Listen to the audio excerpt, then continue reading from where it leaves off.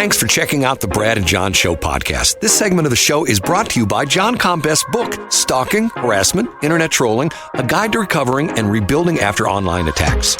It's a great reference if you've ever been the unfortunate target of a social media attack.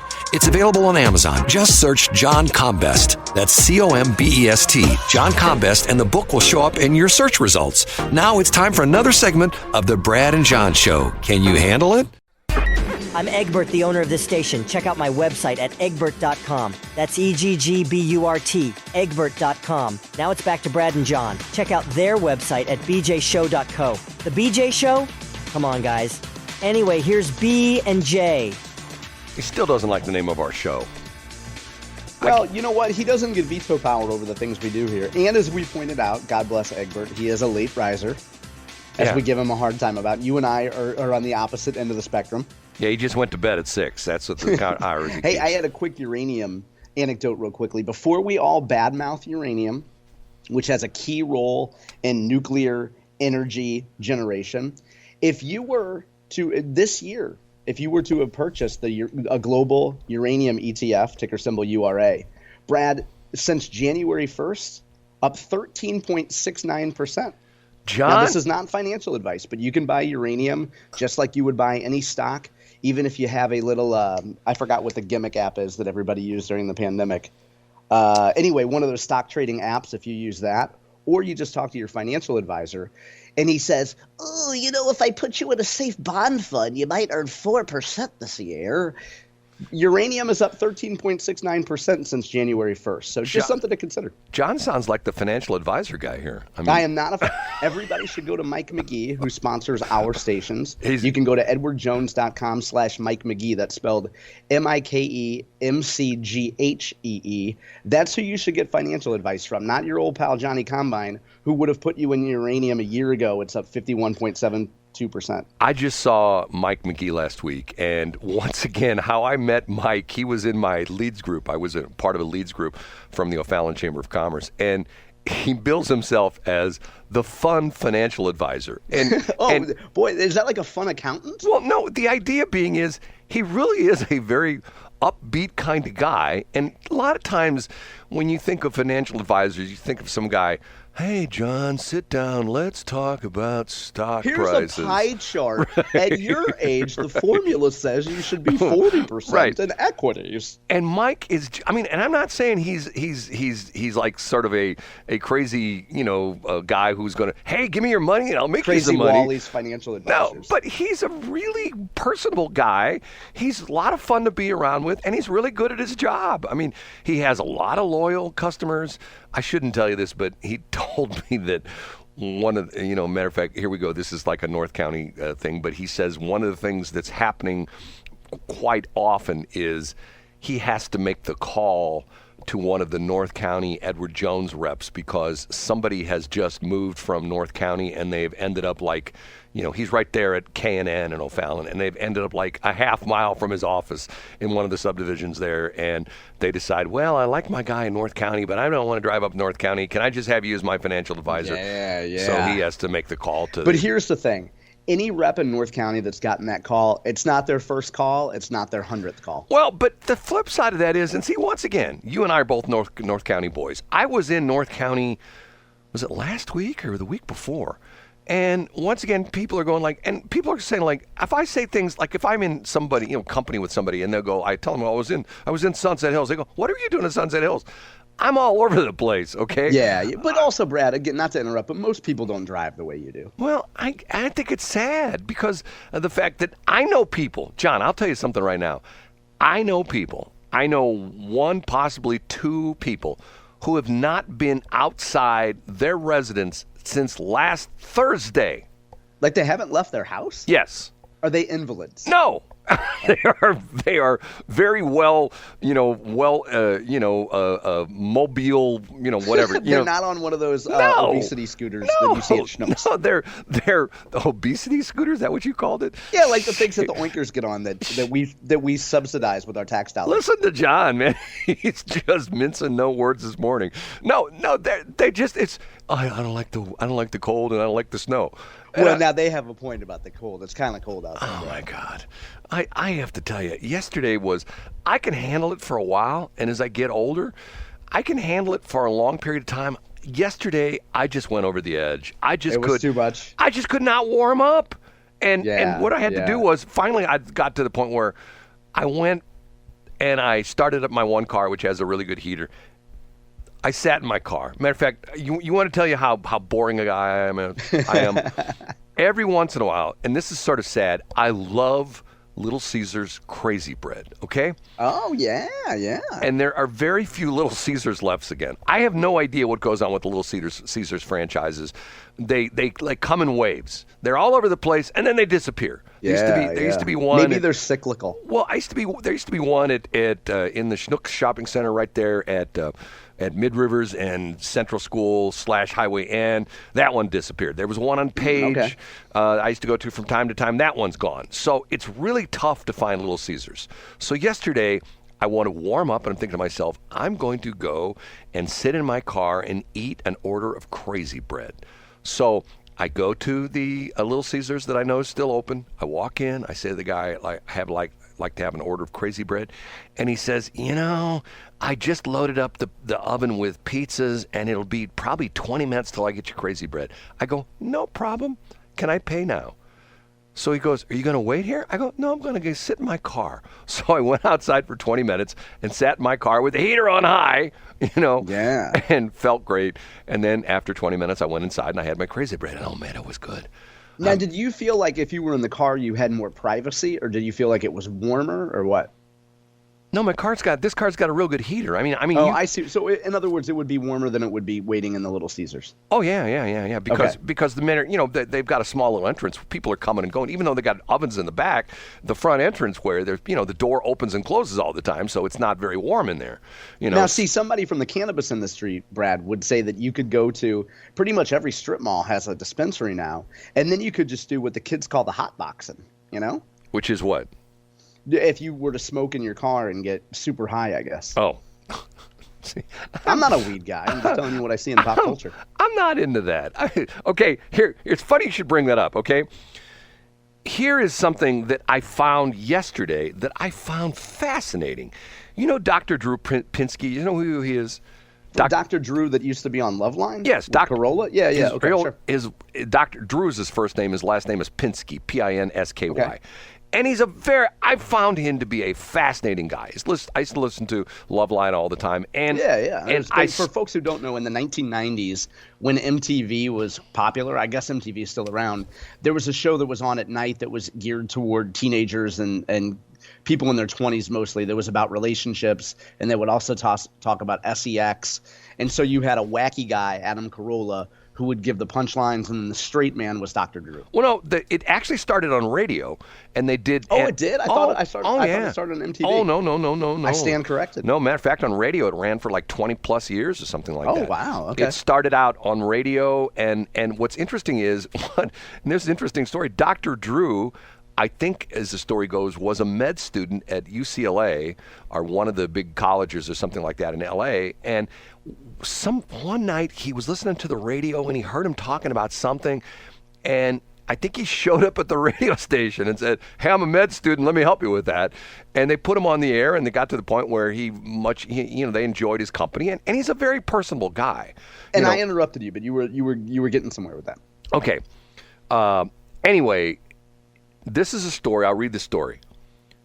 Dr. Drew warns over marijuana studies revealing extremely worrisome data. Okay? Mm-hmm. And here's the first paragraph. One of TV's favorite medical personalities is weighing in on the extremely worrisome findings coming from a recent study on marijuana use. Quote, when this first started coming up, I actually was somewhat doubtful. It seemed too much to be true, addiction medicine specialist Dr. Drew Pinsky said. And he is an addiction medicine specialist, okay? I didn't know that. Yes. So, see, I'm fascinated by 12-step, okay? Now, you may go like, what? and that Because you're started not an alcoholic. Alcoholics Anonymous. It's turned into all sorts of other crazy things as well too. Okay, so let me finish the story here, or at least continue the story. This is Dr. Drew. Quote: "We were always aware that cannabis was associated with psychotic episodes, but the previous suspicion was it was primarily people who were sort of heading that way already. Perhaps that's why they were using the drug." But now that's end quote. But according to the data from the recent analysis and studies, people who had at least one psychotic episode after using cannabis are almost 50% more likely to develop schizophrenia or bipolar disorder, and that the risk is even higher for teens and young adults. And here, let me read this. Another quote. "Particularly the states where it's legal for recreational use, the concentration of the cannabis is so spectacular, it's approaching 100% that literally it's a different drug. It has a different effect on people," Dr. Drew explained. "And now, very commonly, we're seeing I don't even know what this is. Hyperemesis. Do you know what that is? It says, No, I don't know that. Hyperemesis, Hyperemesis. And that's people that develop these vomiting episodes that are uncontrolled. I'm going, what is this? He says, quote, "It's very common from weed, and psychotic episodes have become increasingly common to the point where they're actually kind of characteristic features to the psychosis these kids are getting from the weed." He says, and this is a 2017 American Journal of Psychiatry study found that risk of developing bipolar or schizophrenia disorders was highest for cannabis users aged 16 to 25 and had a greater influence than alcohol, opioids, amphetamines, and hallucinogens. And Now, see, that was going to be my question, Brad, is that how would that, I mean, out of context, that sounds like, that sounds terrifying, but how would that compare to other, how would that compare to an SSRI or an antidepressant? Like, is marijuana really that far out of the spectrum? what is an SSRI? I don't know what the acronym is, but that's what many antidepressants are categorized as. Well, it has to do with serotonin. Let me pull up the yeah, but isn't the that definition is selective serotonin reuptake inhibitors. But isn't that something the doctor prescribes to use? That's not something you buy on the street, is it? It's a prescription drug, correct? Correct, yeah. Well, the idea being here is that right now, if you're 21, you can go to any marijuana place in the state of Missouri and give me some of that marijuana. I sound like a nerd when I talk about this because I have no idea what I'm talking about. There's two quick stories, okay? Before the lady drove her car through the front of the marijuana dispensary in Washington, Missouri. We've talked about that before. Remember I told you that story? Yes. Okay. One day, Shelly and I were together, Shelly Barr from the old station, and we were actually going to the transmitter site. And on the way back, I said, "Hey, have you ever been to one of these?" At the time, it was just medical marijuana. And I said to her, "Have you ever been to one of these dispensaries?" And she goes, "No." I go, "Let's go." So we pulled off of 47 there and went in the parking lot and went inside, and it was weird. It was Is this the place that had the red carpet? No, this was the place that, was sort of interesting in the history of this building. It used to be a doctor's office. There was like a bunch of doctors in there. And now now it's kind of a doctor's office, Brad. But you walked in the front door, and it was like the doctor's office again. There was a waiting area, and there was a window, and the guy opened the window, just like you go to the doctor's office. "Yes, can I help you? I've got a 10 o'clock appointment." "Okay, sign in right here, fill out these forms." Okay. But the guy opens the window, and we said, "You know what? We've never been in here before. We just decided to stop in." And he says, "Do you have a card?" I go, and believe it or not. And when was this, Brad? Sorry to interrupt. What year was this? I don't know, 3, 4, 5 years ago. Okay, so this is before recreational. Yeah, it was just medicinal. Okay, got it. So the deal was that when you came in there, they put you down on a list, and if they weren't real busy, then they opened up the door, just like you go back to the doctor's, office, like you open it, you go out of the waiting area, you go down the hall, and you're in room 13. And they sit you down, and they have a counselor who sits there and works with you. And I thought, this is weird. This is sort of bizarre. Now, and are you comfortable saying, did you and Shelly have that conversation? I don't want to violate your HIPAA entitlements here, Brad, but did you and Shelly claim to have a headache, or how did that go? No, we just told the guy we didn't know we told the guy we weren't interested in buying anything. We were just curious what the place was about. And he was right. And he said it happens all the time. He said a lot of people just stop in and find out what's going on in here. Because they're like sort of curious as well. I've never seen this before. Let's go in and check that. Okay. Now, here's story number 2. Last year, I was on the east side, okay?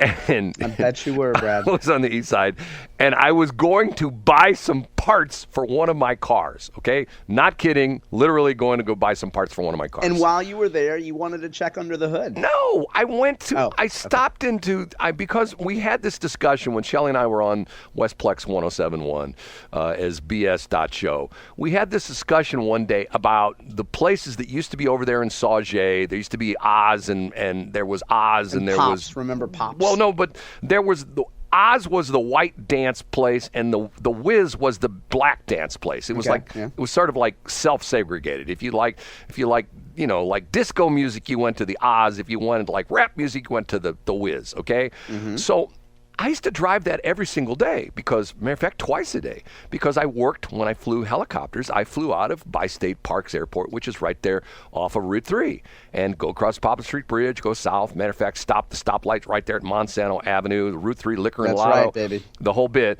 And so I drive down Route 3, and as I was coming down Route 3, coming off the bridge, I looked over and I thought to myself, there's a marijuana dispensary in there now. I go like, okay, so what else? You got everything. On one corner, you got Liquor and Lotto, you got strip clubs, and now you have a marijuana dispensary. All you need is fast food. Right. You need a taco. All you need is something to clog your arteries. You need a Taco Bell. That's what you need. Taco Bell. Yeah, and something a little fatter, maybe like a Dunkin' Donuts. And when the Taco Bell that's open late, so when you get the munchies, everything's good. So I thought to myself, I'm going in the marijuana dispensary. So I go in, and it's sort of bizarre. It's lit real weird, and there's a security door. There's a door which has got like an electronic lock on it, and there's a lady, a security guard, out in the lobby, and she wants to see your driver's license, and she scans your driver's license. Mm-hmm. You're in a database somewhere now, Brad. So they let you in, you walk in, and you look around, and there's, and you can look at various things, and there's people in there buying stuff, and, and it's like, okay, not for me. Did it smell like patchouli or marijuana or what? It just. Or body odor? It could have been a jewelry store as far as the smell is concerned. There was no smell or anything like that. It just was sort of weird. And I walked around and I thought to myself, man, I must be the biggest nerd in the world. I have zero interest in this. I mean, no interest. If someone called me up right now and said, hey, Brad, come over to my house tonight. I just went to the dispensary and bought a whole bunch of stuff. And boy, we're going to get really high. And I go like, you know what? I think I got to polish my faucets in my bathroom. You know what I mean? Yeah. And I think there's also something to be said for, you don't want to turn down your learning synapses in your brain. But at a certain point, you get to an age where you're like, if I've made it this far without feeling a need to get high, I think of it every time I drive by Riverport or whatever it's called now. It's like I inhaled enough secondhand smoke going to concerts at Riverport that I never need to touch the stuff. Well, not the Riverport. It's the Checker Dome or the arena. That's where it was. Now, see, that was before my time. Oh my God, I wasn't old enough to go to concerts. You could get a contact high. I mean, because first off, it was an old building, had a crappy ventilation system, and it had terrible acoustics. Matter of fact, until they tore it down, there were still concerts reverberating in that arena because the acoustics were so bad. And Steamers games. Yeah, I could tell you some stories about Steamers games. Okay, we have to take another break. This is the Brad and John Show, bjshow.co. We are on Egbert. Yes, that's the name of the radio station because that's the guy that owns it. EGGBURT. Check it out at egbert.com. It is 7:41.